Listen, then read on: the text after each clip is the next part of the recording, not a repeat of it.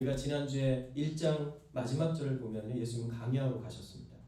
사람들은 그곳까지 찾아갔어요. 사람들은 절박한 마음으로 예수님을 만나길 원했습니다. 그러나 예수님은 며칠 후에 다시 가버나움 시몬의 집으로 돌아오셨습니다.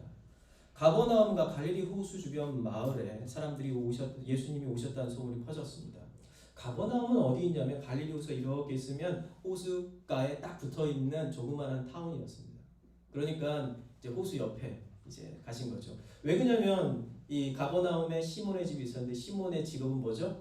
어부예요. 그러니까 시몬의 직업이 어부이기 때문에 바닷가 근처, 그러니까 호수 근처에 살아야겠죠. 물고기를 잡아야 되니까요. 그래서 가버나움은 호수 근처에 있는 일종의 어촌 마을이었던 것입니다. 예수님께서 다시 이 가버나움 시몬의 집에 갔습니다. 사람들이 몰려왔습니다. 그리고 많은 사람들이 모여서 문 앞까지도 들어설 자리가 없었습니다. 마가복음 2장 2절에 보면 이렇게 나오죠. 많은 사람이 모여서 문 앞까지 들어설 자리가 없게 되었는데, 이렇게 나오죠. 광야까지 따라갔던 사람들이 가버나움 시몬의 집 앞을 가득 채웠던 것이죠. 이들은 예수님이 자신의 소원을 들어주기를 바랬습니다. 이 소원들은 대부분 건강 문제와 귀신 들림과 같은 이 시급한 문제들이었습니다. 예수님은 이전의 지도자들이나 선생님과 달랐어요. 매번 우리가 이 지난 몇 주 동안 봤던 것처럼 예수님이 가실 때마다 사람들은 똑같은 반응을 보였어요. 와, 이거 새롭다. 전에 내가 본 적이 없었던 새로운 가르침인데, 이렇게 얘기했죠. 예수님이 말씀하시면 모든 것이 그대로 이루어졌습니다. 귀신에게 나가라고 하면은 나가고, 병든 사람에게 병을 치료하겠다면 치유되고, 이런 일들이 벌어졌죠. 사람들은 이런 예수님에게 어땠을까요? 열광했죠. 그런데 예수님은 사람들의 기대와 달리 이들이 원하는 것을 지금 주시지 않고 있습니다. 마가복음 2장 1절에서 2절을 보면요. 예수님께서 뭘 지금 하고 계시죠? 예수님은 도를 말씀하셨다라고 얘기합니다. 이 도 하면 여러분들에게 부정적인 시각이 있기 때문에 성경이 먼저 도를 이야기했습니다.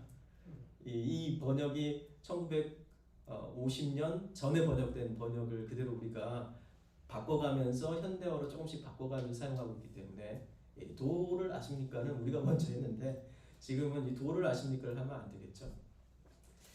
그들에게 도를 말씀하시니. 그런데 이 도라는 말은 헬라어로 로고스입니다. 로고스 하면 여러분 많이 들어봤죠? 뭐죠? 말씀이라는 뜻입니다. 그리스 철학에서는 로고스 하면 이성을 가리킵니다. 이성적인 존재, 이런 걸 가리키죠. 그래서 로고스는 말씀, 말, 그 다음에 글, 이성이라는 그런 뜻을 가지고 있어요. 여기서 말하는 그 로고스, 이 도라는 것은 뭘 말하죠? 하나님의 말씀, 성경을 이야기합니다. 예수님은 의도적으로 이 성경을 가르치고 있었습니다. 예수님은 사람들이 자신의 능력이 아닌 하나님의 말씀에 귀 기울이길 지금 원하시고 계신 것이죠. 예수님이 전하려 했던 하나님의 말씀은 세례 요한처럼 회개의 복음이었습니다. 회개의 복음이란 죄를 깨닫고 하나님 앞에 나아가서 죄를 고백하고 용서를 구하는 것이죠. 또한 하나님의 말씀에 따라 사는 것을 말합니다. 그런데 사람들은 이런 근본적인 문제에 대해서는 관심이 없었어요.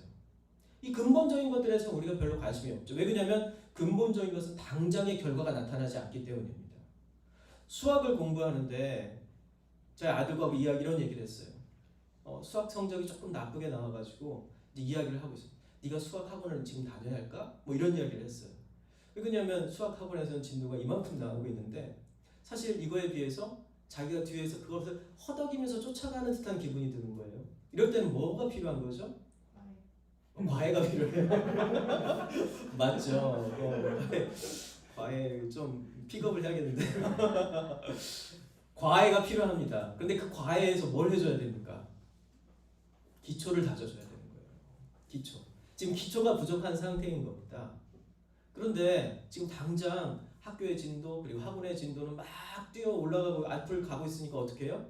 이걸 자기도 쫓아가야 되는 생각 때문에 자기의 페이스를 못 찾고 기초를 등한시하게 되니까 결국은 어떻게 되죠? 시간이 가면 갈수록 나쁜 결과가 나오게 되는 겁니다. 공부는 많이 하고 시간도 많이 들이고 또 돈도 많이 들어가지만 어떻게 되죠? 결국 자기가 원하는 성적을 얻지 못해요. 자기가 이 정도의 실력이 있다는 것을, 이 정도의 실력이 아니라는 것을 자기가 인정할 수 없게 되는 상황이 되는 겁니다. 성적이 안 나가더라고요. 여러분, 이런 것처럼 기초를 다진다는 것은 굉장히 어려운 문제입니다. 정직해져야 돼요. 자기의 자신의 실력에 대해서, 자기의 현 주소에 대해서 정확히 알 때, 또 알 뿐만 아니라 그걸 스스로 인정할 때야만이 기초로 들어가서 그 기초에 자기의 시간을 투자할 수가 있는 겁니다. 인간에게 있어서 기초는 뭘까요? 바로 이 회개의 복음입니다. 나는 부족한 사람이다. 나는 연약한 사람이다. 나는 죄인이다 라는 사실을 깨달아야 돼요. 그래야만이 근본적인 변화가 우리 안에서부터 일어납니다. 그러나 이 세상에서 우리에게 가르쳐주는 수많은 심리학적 지식들, 그리고 처세술, 그리고 다양한 이런 뭐 이렇게 유명한 뭐 아주대 어떤 심리학자, 뭐 저기 연세대 어떤 심리학자, 뭐 어디에 뭐 무슨 뭐 정신분석학자, 뭐 정신과 의사, 이런 많은 분들이 나와서 이야기를 하는데 굉장히 유익해요. 굉장히 유익하고 저는 그 이야기를 듣고 그런 강연을 들으면서 많은 것들을 배웁니다. 그런데 재미있는 건 어느 누구도 변화되지 않는다. 그 강의에서 맞아. 아 그렇지. 아 그래 제가 문제야. 남편이 문제였어. 아내가 문제였어. 우리 자식이 문제였어. 이렇게 생각하고 또 하물며 아 내가 이런 문제가 있는 것 같아 라고 생각하고 자기를 분석은 하지만 그걸 인정하고 기초로 들어가진 않아요. 그러니까 계속 그런 강연이 인기가 있고 그런 강연에 수많은 사람들이 몰려들고 자기의 문제들만 바라보게 만드는 겁니다. 문제 장사를 하는 거죠. 학교 다니는 중고등학생들도 마찬가지예요. 여러분들은 얼마나 많은 중고등학교 때 문제집을 샀습니까? 문제집 장사들만 배불리지만 그러나 우리는 그 문제를 해결할 수는 없어요. 이게 우리의 현실 문제죠. 마찬가지로 이 근본적인 이 문제에 대해서 이들은 관심이 없었습니다. 사람들의 관심사는 배부르게 먹는 것, 살 집을 해결하는 것, 병에 걸리지 않는 것, 시험에 합격하는 것, 승진하는 것, 결혼하는 것, 사업에 성공하는 것, 직장에 취직하는 것 같은 아주 당장 눈에 보이고 즉각적인 만족을 느낄 수 있고 결과가 있는 것들이었습니다. 이런 이들의 요구가 무가치한 것은 아니죠. 중요한 것입니다. 하지만 예수님은 이보다 더 본질적인 문제 때문에 오셨어요. 예수님은 사람들이 예수님이 중요하게 생각하는 이 본질적인 것을 중요하게 여기길 원하셨습니다. 그 이유는 이러한 모든 결핍과 공허는 결국 인간의 죄의 문제 때문에 일어나는 현상이기 때문입니다. 그러나 사람들은 당장의 삶의 변화를 경험할 수 있는 인스턴트 경험을 요구했습니다. 저는 인스턴트 음식을 매우 좋아하는 사람 중에 하나여서 어제도 결혼식에 가서 뷔페를 먹고 와서 집에 와서 컵라면을 먹었습니다. 그리고 후회해요. 오늘은 먹지 말아야지. 그랬는데 오늘도 먹었구나. 후회를 합니다. 당장의 결과 3분이면 뚝딱 해결됩니다. 얼마나 달콤한 유혹인지 몰라요. 저는 양심 고백을 하자면 목요일날 우리 교역자들과 함께 우리 교회 전체 교역자 담임 목사님을 비롯한 뭐 전체 교역자들과 함께 이 가을 단풍 구경을 하기 위해서 청남대라는 이 대청호 근처에 있는 좋은 곳을 갔습니다. 그곳에 가서 이제 산책을 하고요.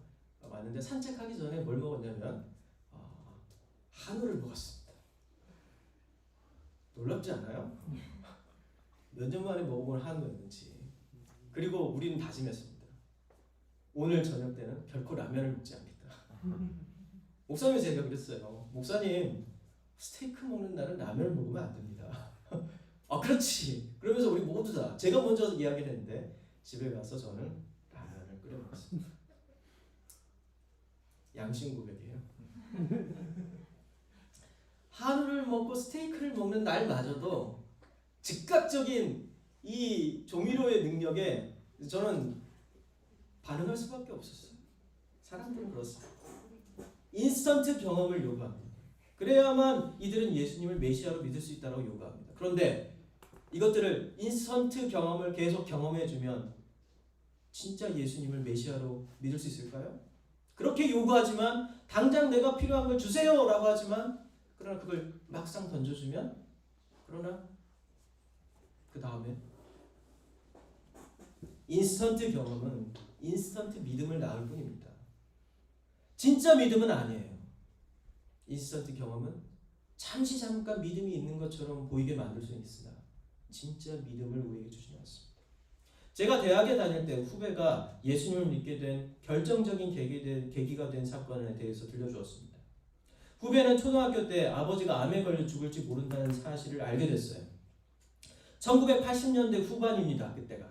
그러니까 암에 걸린다는 것은 이 사망 선고나 다름없던 시절이었어요. 지금처럼 의학 기술이 발전되고 그리고 또 우리나라 의료 체계가 좋았던 시절이 아닙니다.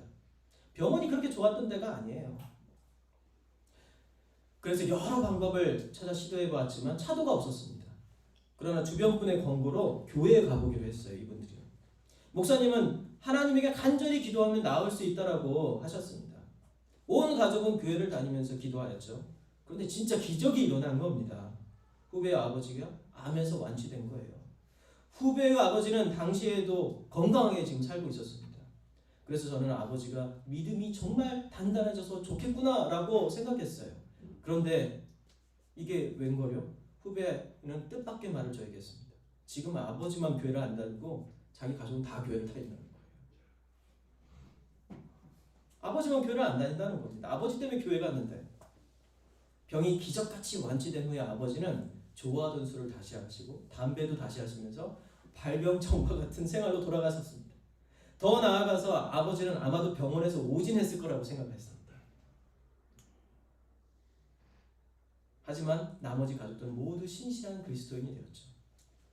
아버지가 자신에게 일어난 기적을 부인한 것이 오히려 다른 가족들은 이 기적 때문이 아닌 오직 하나님의 말씀 때문에 자신이 믿었다는 것을 확신하게 만드는 계기가 되어버리고 말았습니다. 아버지가 그 기적을 부인하는 바람에 기적, 능력, 초자연적인 현상들을 찾는 사람들은 이런 종류의 특별한 것들을 좋아합니다. 하지만 이것은 예수 그리스도를 믿는 믿음을 만들 수 없어요. 기적을 경험한 사람들이 오히려 나중에 기적을 부인하고 하나님을 떠나는 일들이 더 많습니다. 우리의 경험이 무엇을 믿도록 하는 확실한 근거가 될 수 없습니다. 인스턴트 경험은 인스턴트 믿음일 뿐이에요. 진정한 믿음이 될 수가 없습니다. 여러분, 인스턴트 경험을 추구하십니까? 당장에 여러분들에게 감각적으로 다가오는 경험, 바로 하나님께서 당장 여러분들의 기도를 응답해 주셨으면 좋겠습니까? 저도 그렇습니다. 그러나 그것은 우리에게 진정한 믿음을 낳는 확실한 근거는 되지 못한다는 사실을 생각하십시오. 경험이 불완전하다면 무엇이 우리의 믿음을 완전하게 만들 수 있을까요? 오래전 철학자들도 이런 고민을 했습니다. 그 중에 서양에는 인간의 이성만이 우리의 믿음을 확실하게 만든다고 생각하는 사람들이 있었습니다. 이들을 합리주의자라고 불렀어요. 예를 들어서 우리가 과학을 통해 중력이라는 과학적 원리를 배웠죠. 그러나 우리가 중력이라는 이론을 안다고 해서 달에 인간을 보내서 인간이 달 표면을 걸을 수 있다라고 확신할 수 있는 이유가 뭘까요? 한 번도 가지 않은 달에서 지구와 같은 이 달에 중력이 있다고 생각하는 것은 일종의 믿음의 영역입니다. 그리고 그 믿음은 과학을 합리성과 이런 수학적 계산을 하는 인간의 그 이성을 믿는 믿음에 근거하죠. 우리가 잘 계산했으니까 믿고 가봐. 그리고 달로 사람들 보낸 거예요. 가서 봤더니 진짜 중력이 있고 중력이 작용하고 달에서도 표면을 걸을 수 있다는 사실을 사람들이 알게 된 겁니다. 여전히 이 말벌이 문제군요. 지난주에도 말벌이 있더니 자리를 옮기세요. 이쪽으로. 다 그쪽으로 가지 말고. 오늘은 못 잡겠어요. 걔는 거기서 놀라고 하고. 네. 여러분 중력을 어떻게 믿어요? 중력을. 네? 우리가 어떻게 이 중력을 믿고 이 땅을 걸어 다닐 수 있습니까? 여러분 갑자기 걸어 다니다가 지구가 엄청나게 빠르게 자전을 하잖아요. 마치 자전을 하고 있기 때문에 내가 이 지구에서 튕겨 나가가지고 저 우주 밖으로 나갈 거라고 좀 두렵지 않으세요? 아 두렵지 않다. 우리 과학자님께서 네. 나는 과학을 정확하게 신뢰한다. 네. 저도 신뢰합니다. 두려움은 없어요. 그런 두려움이. 난 믿거든요. 그러나 그 믿음은 이성의 영역은 아니라는 거예요. 이렇듯 합리주의자들은 인간의 경험은 변하지만 인간의 이성은 불변한다고 주장했습니다. 대표적인 사람이 그 유명한 데카르트라는 철학자인데요. 데카르트 하면 여러분들이 생각하는 유명한 명제가 있습니다. 나는 생각한다, 그러므로 존재한다. 이 유명한 말을 했습니다. 데카르트가 말한 이 문장을 잘 따져보면 이렇게 해석할 수가 있어요. 모든 것은 변하지만 생각하는 내가 존재한다는 사실은 변하지 않는다. 모든 것은 변한다. 그러나 생각하는 내가, 나라는 존재가 있다는 사실은 변하지 않는다. 그래서 여기의 중심은 뭐죠? 인간이라는 거예요. 나라는 존재인 거예요. 이것이 바로 이 근대적 자아, 근대의 자아라는 개념이 탄생한 최초의 시작점입니다.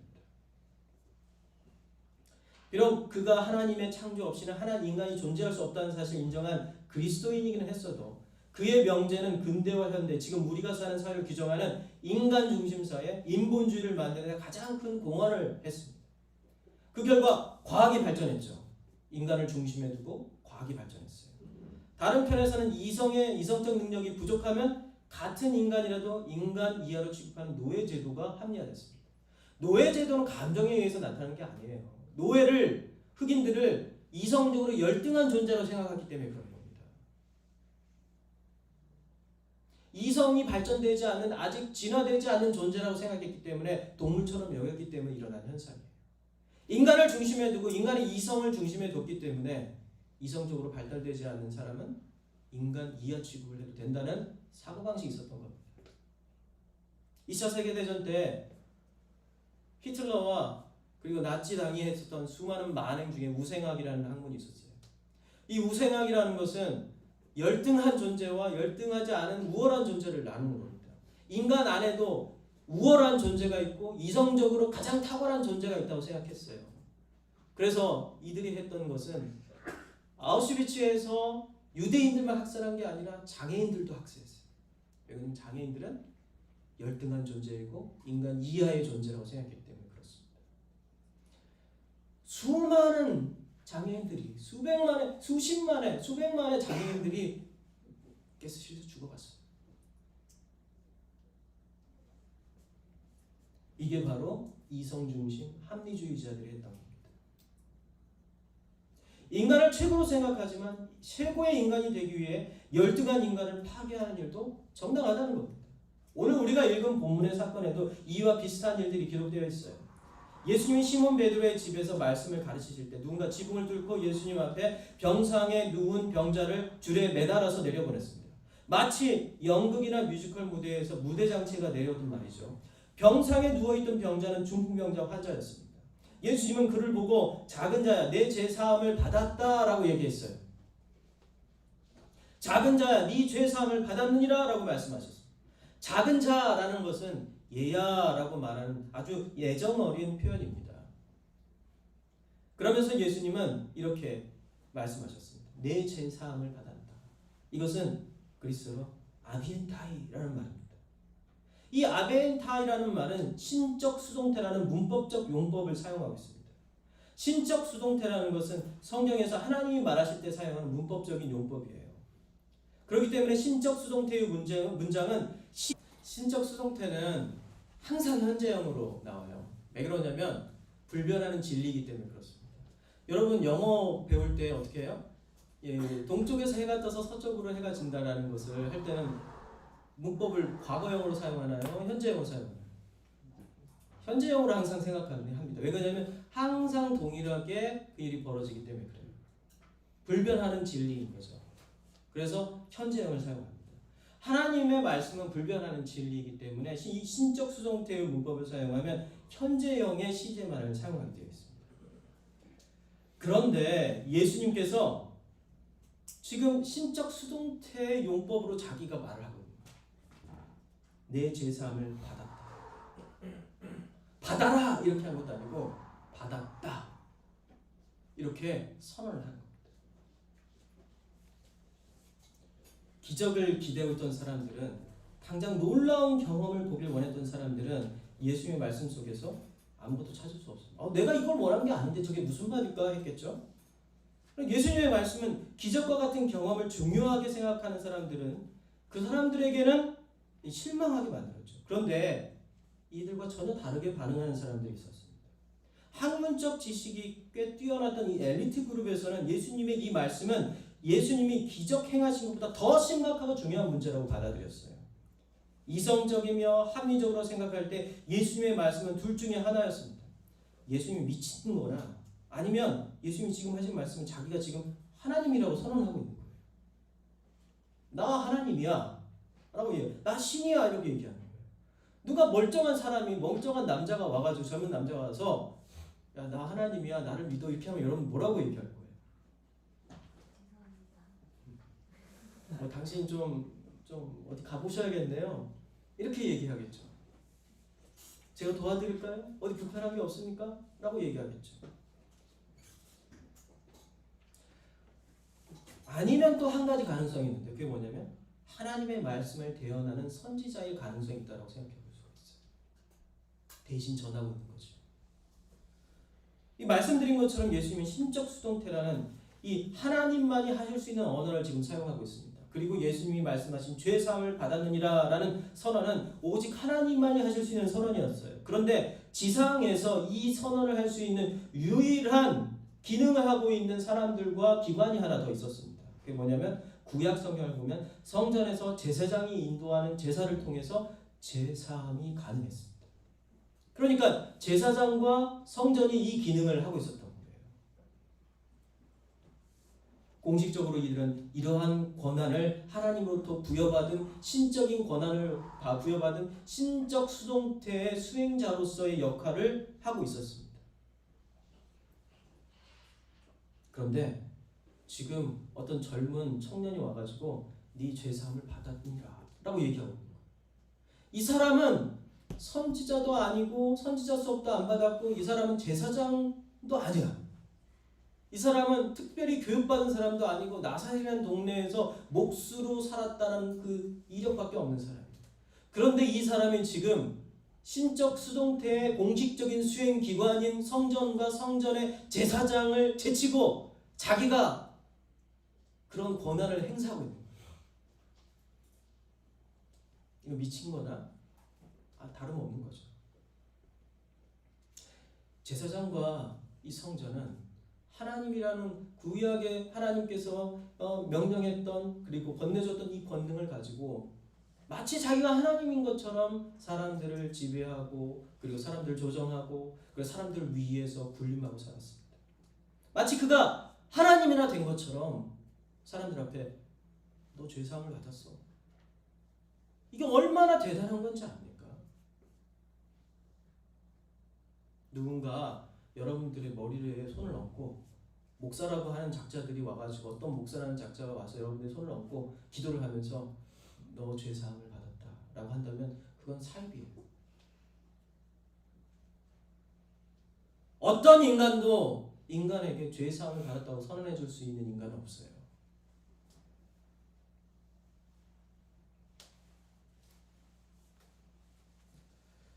여기에 보면 놀라운 일이 있는데요. 이들은 예수님을 부정합니다. 예수님을 부정하고 그리고 자기들이 그것을 올라갑니다. 그런데 예수님은 어떤 분이에요? 예수님은 하나님의 아들이고 하나님이십니다. 근데 하나님이 오셔서 죄사함을 받았다라고 선언하는데 그 자리 앞에서 그 하나님을 부인하고 내 권한을 네가 탈취해가 이렇게 이야기하고 있는 거예요. 이것은 매우 역설적인 것을 우리에게 성경이 보여주는데요. 뭐냐면 지금 이 제사장들과 서기관들은 어떤 위치에 있다고요? 더 이상 하나님과 관계없이 하나님을 제거하고 하나님의 권력과 하나님의 능력을 자신의 것인 것처럼 인간의 것인 것처럼 지금 그것을 이용해서 사람들을 통치하고 마치 인간이 모든 것들을 할 수 있는 것처럼 지금 신의 자리에 올라 있다는 것입니다. 이것을 역설적으로 이 본문이 우리에게 보여주고 있고 예수님 그걸 고발하고 있는 거죠. 데카르트의 주장에서 하나님을 제거할 때 나는 생각한다, 고로 존재한다 인간화라는 것에서 하나님을 제거할 때 인간을 하나님과 같은 반열에 올려놓는 인간 중심주의가 되듯이 당시 서기관과 제사장들에게 있어서 죄사함의 권세는 인간을 하나님 위치에 올려놓는 거였습니다. 그리고 이들은 하나님을 제거해버리고 하나님 없이 자기들의 뜻대로 모든 것들을 하고 있었던 거죠. 성경은 예수님의 말씀을 들은 서기관들의 반응을 이렇게 기록합니다. 어떤 서기관들이 거기에 앉아서 마음에 생각하기를 이렇게 얘기합니다. 이 생각한다라고 번역된 이 디알로기조마이라는 이 단어는요, 반박하다, 질문하다라는 뜻도 있지만 구약 성경을 그리스어로 번역한 이 70인경에는 그 단어가 대부분 어떻게 쓰여지냐면 음모를 꾸미다, 악한 생각을 하다라고 번역되어 있습니다. 그러니까 이 서기관들은 지금 생각하고 있는 거죠. 어떻게? 예수님 이 인간을 어떻게, 이 인간을 어떻게 제거할까? 음모를 꾸미고 있는 거예요. 악한 생각을 아주 그냥 즉시 하고 있는 겁니다. 그리고 서기관은 이렇게 얘기합니다. 이 사람이 어찌 이런 말을 하는가? 여기서 이 사람이라고 번역된 후토스, 이것도 사실은 그냥 이 사람아 이렇게 얘기하는 게 아니에요. 이 단어는 매우 경멸적인 의미가 담겨있는 이놈이. 사실 이놈이는 제가 순화시켜서 했는데 이 땡땡이, 여러분 무슨 말인지 다 알죠? 네. 이 땡땡이 이런 뜻이에요.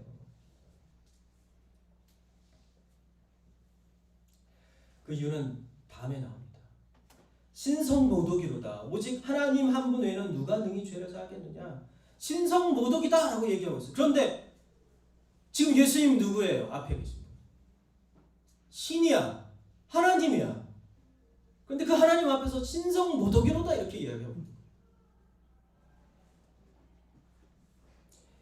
이 말은 앞에서 설명했듯이 제사장도 선지자도 아닌 평범한 인간이 기적을 조금 하였다고 이렇게 말할 수는 없다라는 거예요. 예수님의 행동은 하나님을 향한 도전이자 하나님에게 위임받은 죄사함의 권한이 있는 성전과 제사장 그리고 성전 회복 운동을 펼치고 있는 당시 엘리트 정치 집단을 향한 도전이었습니다. 인간을 향한 도전이었어요. 인간이 이것을 할 수 있다고 생각하는 사람들의 모든 사람들을 향한 도전이었어요. 예수님은 이들의 생각을 아시고 이들의 생각이 틀렸다는 것을 증명해 주십니다. 그리고 이들에게 질문해요. 중풍병자에게 내 죄사함을 받았느니라 하는 말과 일어나 네 상을 가지고 걸어가 하는 말 중에서 어느 것이 쉽겠느냐? 이 질문은 지금 그 자리에 모여있는 두 그룹 모두에게 하는 질문이었습니다. 경험을 중요하게 여기는 사람들은 경험과 이적, 기적이라고 답할 것입니다. 반면에 인간과 인간의 기관을 중요하게 생각하는 사람들은 죄를 사하는 권세를 행사하는 기관과 사람, 바로 성전과 제사장, 서기관이라고 말할 겁니다. 그러나 이들이 전혀 고려하지 않은 제3의 선택이 있었는데요. 바로 이것이 예수님께서 이 질문에 답하신 바로 그 내용입니다. 그러나 인자가 땅에서 죄를 사하는 권세가 있는 줄을 너희로 알게 하려 하노라. 이게 답이에요. 이 문장의 주어가 뭡니까? 인자죠. 인자가 땅에서 죄를 사하는 권세가 있는 줄을 너희로 알게 하려 하노라. 인자가 주어입니다. 그리고 인자가 바로 제3의 길입니다. 이 답이에요. 예수님이 이들에게 듣고 싶었던 답이고 우리에게 듣고 싶었던 답이에요. 예수님은 경험도 아닌 특별한 기적과 이적과 인스턴트 경험이 아닌 또한 인간을 중심에 놓고 이성을 중심에 놓고 합리성을 중심에 놓는 인간 중심도 아닌 제3의 길을 우리에게 제시해주고 그것을 듣기를 원하셨어요. 그게 뭐냐면 인자예요. 인자는 뭡니까? 사람의 아들이라는 표현입니다. 복음서에서 89번 나오는데요. 예수님이 자기 자신을 부르신 고유한 명칭입니다. 예수님은 경험도 인간의 권위도 이성도 아닌 예수님 자신에게 사람들이 집중하길 원하셨습니다. 그분의 죄 사하는 권세도 기적을 행하는 능력도 모두 예수님이기 때문에 가능한 일이죠. 예수님이 아니라면 불가능한 일입니다. 이러한 권세와 능력은 일종의 무엇인가를 가리키는 손가락인데요. 그 손가락을 가리키는 지점에 있는 것이 뭐죠? 이 말씀의 주인공인 거예요. 하지만 사람들은 권세와 권능이라는 손가락만 봐요. 권세와 기적과 같은 그 끝에, 그 기적의 손가락 끝에는 이 모든 것을 가능하게 하는 하나님의 아들 인자이신 예수 그리스도가 있는데 말이에요. 인자이신 하나님의 아들이신 예수 그리스도를 보지 않고 뭘만 봐요? 이 사람이 나에게 기적을 행해 줄 수 있다. 특별한 경험을 하게 만들어줄 수 있나? 예배에 들어와가지고 그 예배에서 엄청난 감동을 줄 수 있나? 이 예배에서 설교가 전해지는데 이 설교가 나를 얼마만큼 설득시키나? 예수님은 중풍병자를 향해 명령하셨습니다. 내가 이르노니 일어나 내 상을 가지고 집에 가라. 그리고 예수님의 말씀은 바로 이루어졌습니다. 그가 일어나 곧 상을 가지고 모든 사람 앞에서 나가거든. 예수님은 중풍병이 치료되었다고 선언하지 않았어요. 야, 너 중풍병이 치료됐기 때문에 이제 일어나. 내가 너 치료했어! 라고 일어나지 않았어요. 말하지 않았어요. 내가 이르노니 네 상을 일어나서 네 상을 가지고 지금 집에 가라. 이 말이 뭡니까? 특별한 치료 행위를 하지도 않았어요. 예수님 마치 그 사람이 원래 아무 문제가 없이 정상인으로서 문을 열고 들어온 것처럼 당연한 일로 지금 말합니다. 이 사람은 지금 천정을 뚫고 지붕을 뚫고 내려온 사람이에요. 침상에 누워가지고 내려온 사람인데 이 사람에게 뭐라고 하냐면 마치 문을 열고 그냥 자기 발로 들어온 사람인 것처럼 야, 네가 이거 들고 밖으로 나가.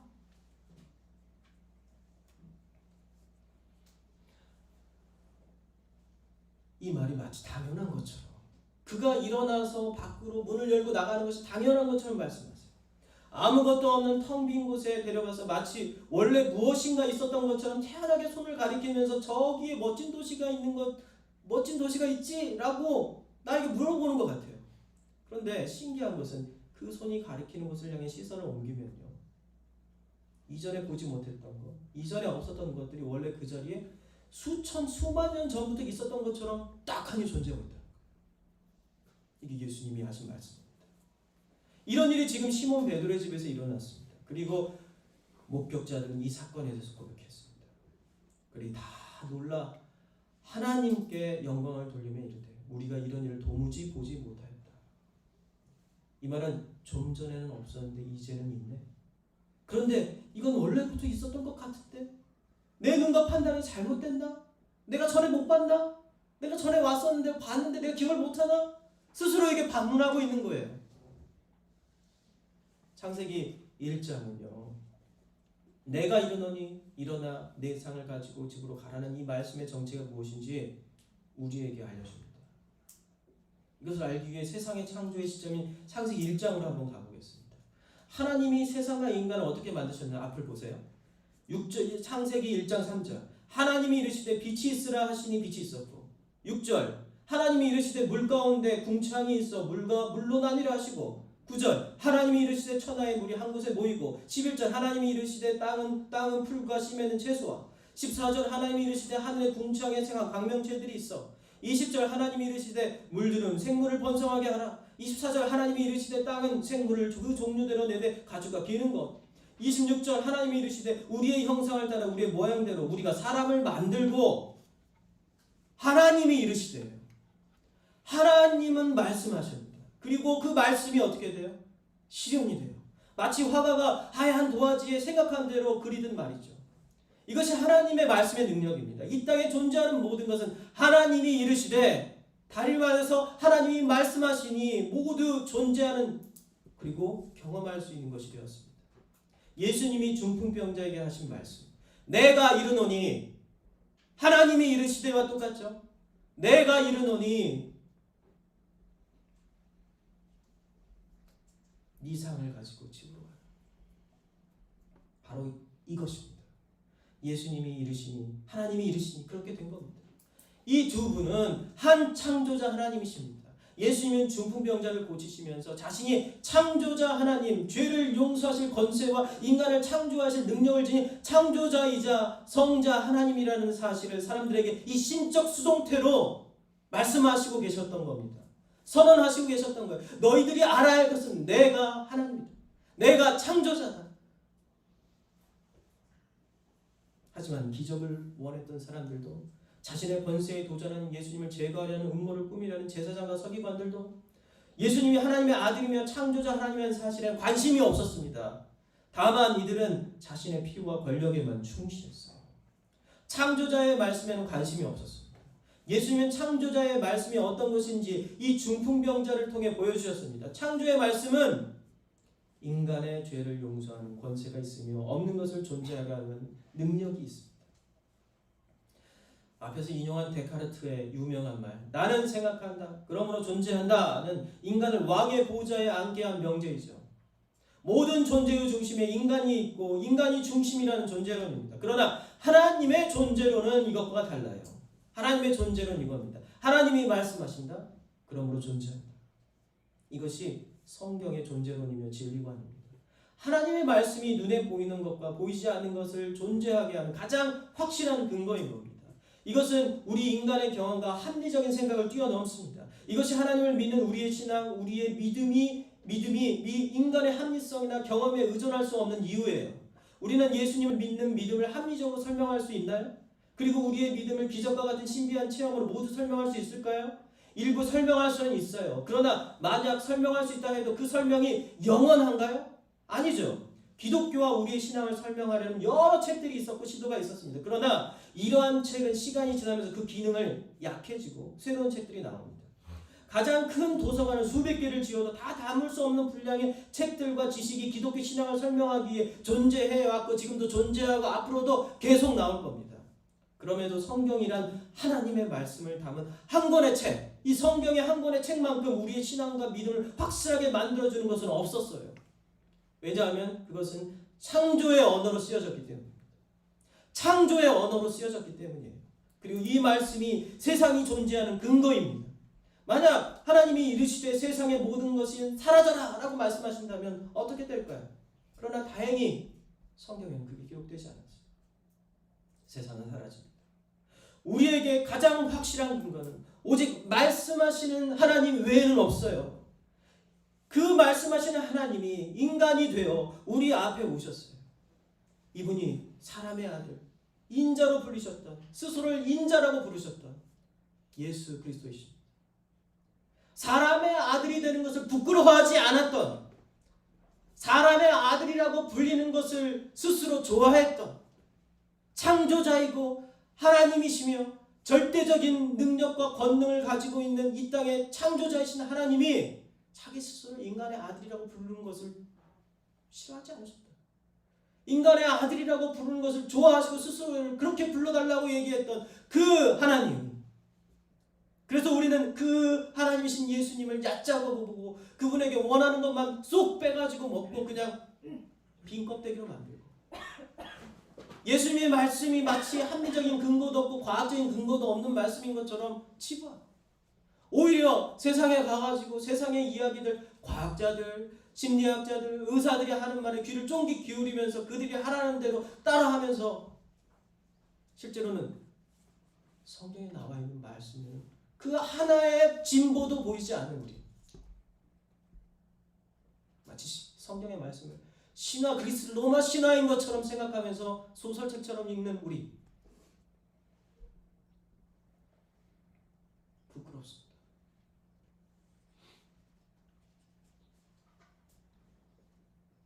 여러분들의 믿음의 근거는 무엇입니까? 그 믿음의 근거는 불변한 하나님의 말씀인 성경책 한 권을 충분합니다. 이게 우리의 기초예요. 이게 우리 인간과 이 세상의 기초이고 이 우주의 기초입니다. 빅뱅 이론이 우주의 기초가 아닙니다. 하나님이 말씀하셨다라는 것이 우주의 기초가 되어야 돼요. 그리고 난 다음에 거기에 과학적인 이론도 쌓고 심리학적 이론도 쌓고 의학적 이론도 쌓고 그리고 그 위에 사회학적 철학적 이론을 쌓는 거예요. 여러분에게 있어서 최고의 권위, 최고의 능력, 여러분들의 기초 실력을 다져줄 바로 확실한 근거, 여러분들은 이 성경을 어떻게 대하셨어요? 이제 2달밖에 남지 않았다고 합니다. 한 해를 이렇게 또 보내요, 우리. 그러나 우리가 지난 10개월을 돌아보면서 하나님의 말씀을 나는 어떻게 보았는지, 어떻게 대했는지, 창조자의 말씀 앞에 여러분 서십시오. 창조자의 말씀 앞에 여러분들 설 때입니다. 같이 기도합시다.